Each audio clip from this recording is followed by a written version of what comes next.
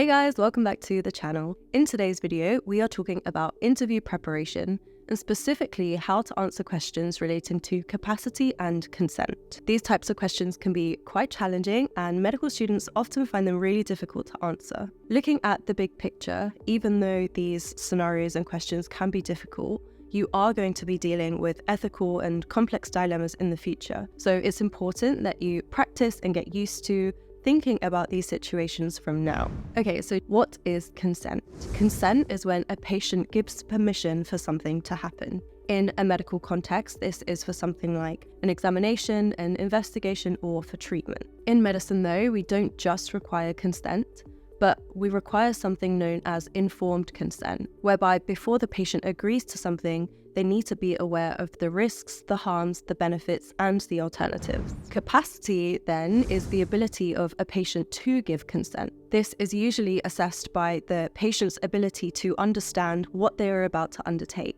An important assumption that we make is that people who are aged 18 or above are deemed to have capacity unless proven otherwise. There is a piece of litigation known as the Mental Capacity Act of 2005, which guides us on the criteria which patients need to meet in order to be deemed to have capacity, which include 4 of the following. Number 1, can they understand the information that they are given? Number 2, can they retain that information? Number 3, are they able to weigh up the information? And then fourthly, can they communicate that information back to you? There are many situations where a person may not be able to retain information and therefore not be deemed to have capacity. For example, people may have learning disabilities or may have memory impairment. It's also really important to remember that capacity is a fluid thing and is actually assessed continuously. There are different situations where a person's capacity can be either momentarily or permanently reduced. For example, from taking alcohol or drugs,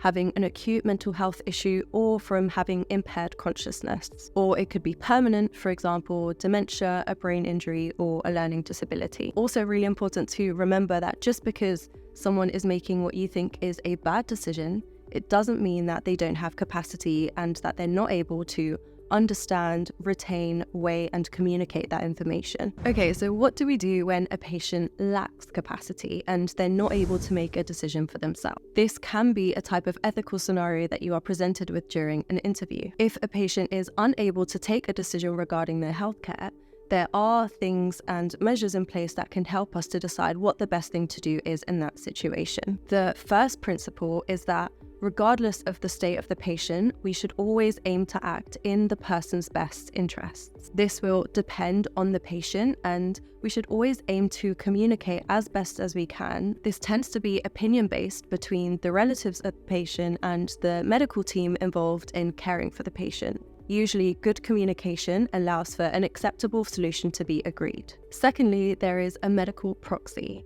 And this is where someone else has been nominated to make a decision on the patient's behalf. For example, if they suffer from long-term cognitive impairment or have a learning disability. And thirdly, there is what is known as an advance directive. This is where people make, when they are in their sound mind, a decision to give someone else power of attorney to make a medical decision for them in the future, or they spell out exactly what they would like to happen in the future if they were to become incapacitated. This happens typically when someone knows that they are not going to be capacitous in the future. For example, if they have dementia. This allows them to write down their wishes in terms of their healthcare, and it also helps families make decisions about that patient's healthcare further down the line. Okay, so moving on to best interests. How do we know what the best interests for a particular patient are? Well, that depends on understanding different conditions and the treatments involved, and the suitability for that particular patient. This involves looking at their medical history, their current state, and their likely prognosis, and then making a decision on what would be the best thing for them. It's important to consider, is their condition likely to get better or worse or stay the same? Is it likely to be long or short term? And what sort of impact will it have on the patient's life? Their culture, beliefs, and their background will also play a part in making this decision. Remember that we also don't know the patient personally, and they may have told their friends and their family members information about what they would like to happen. So it's important that we work together with them in order to come up with the decision that's best for the patient. There are also 4 core principles of capacity that are important for you to be aware of. Number 1 is patients are assumed to have capacity unless proven otherwise. Number 2 is that you must try everything in order to allow a person to have capacity. It's only after you've tried every possible way of communicating with the patient and they still aren't able to demonstrate capacity that you can deem that they don't have capacity. Number 3 is that just because a patient makes a decision that you don't think is the right decision doesn't mean that they don't have capacity. And number 4 is that capacity is situation dependent and must be assessed every time a decision is being made. For example, a child may have the capacity to consent to having their blood taken, for example, but not to have major surgery. Okay, but although we've talked about consent, as I mentioned earlier, it is really important that patients have informed consent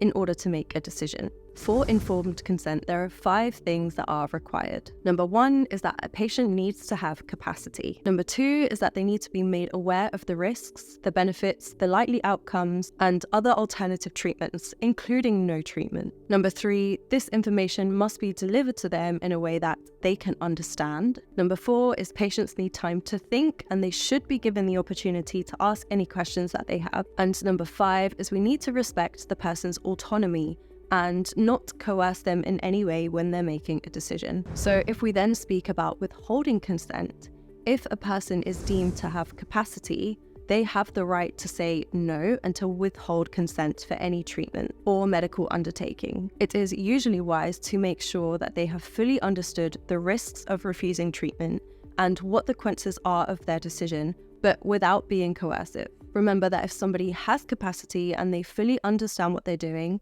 they are absolutely in their own right to refuse consent, regardless of whether you think that's the right thing to do. Okay, so let's talk about capacity and consent in children. You are not expected to know everything in detail at this point. However, having a basic understanding of what to do in the situations is really important. This is when children may have the ability to consent to treatment if it's in their best interests and if they have the capacity to do so. So children can consent to treatment, but it is up to the doctor to assess whether they have the maturity and the ability to understand what that treatment is and the consequences of that decision. A child must understand the nature of the treatment, the risks and the benefits, and any alternative options available. If they meet these criteria, a child may be deemed to be Gillett competent, which is named after a famous case where these laws were established. Just like with adults though, competence is situation specific. So they may have the ability to consent to a minor procedure like having an injection, for example,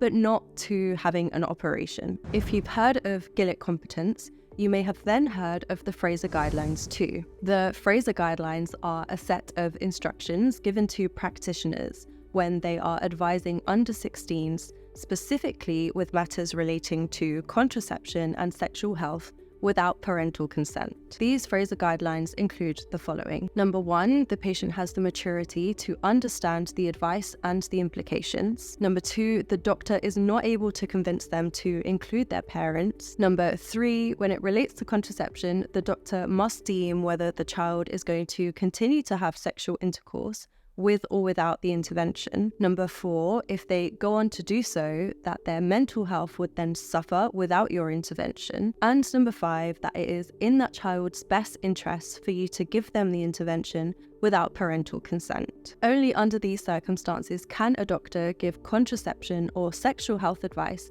to those under 16 without parental consent. Okay, so what then happens if a child refuses consent? Remember, we said that if an adult has capacity, they can refuse consent. And if a child is deemed to be Gillett competent, they can give consent. The difference with children, though, is that children cannot refuse treatment that is deemed to be in their best interest, regardless of whether they are Gillett competent or not. At this stage, the parents are then given the responsibility to make the decision on the child's behalf. If this situation occurs in an emergency though, and the parents aren't available to make the decision, then the responsibility then falls on the doctors to make the decision that is in the child's best interests and only give emergency treatment that will save the child's life and hold off any other treatment until consent can be obtained. If there is a situation though where the child and the parent do not consent to treatment, even though doctors believe that the treatment is in the best interest of the child, then this situation needs to be escalated, sometimes all the way up to court, in order to gain permission for the appropriate treatment. Take a look at the Charlie Gard case, which is a good example of this. Okay, so just to summarize everything that we have discussed, remember that capacity and consent often come up in things like SJTs and in professional or ethical dilemmas in MMI or panel interviews. Remember the golden rule that adults are deemed to have consent unless proven otherwise. But if there is any doubt, you must assess their capacity by seeing if they understand, if they can retain, if they can weigh up, and if they communicate the information given to them. Gillett competent children are allowed to consent to treatment, but cannot refuse treatment that is deemed to be in their best interests. And if there are any conflicts when it comes to consent with the parents, then this must be escalated appropriately. I know this is a complex topic, and if you would like some more information, then check out our website for more details, or check out this playlist for more help with your interview preparations. Thank you so much for watching, and I'll see you next time.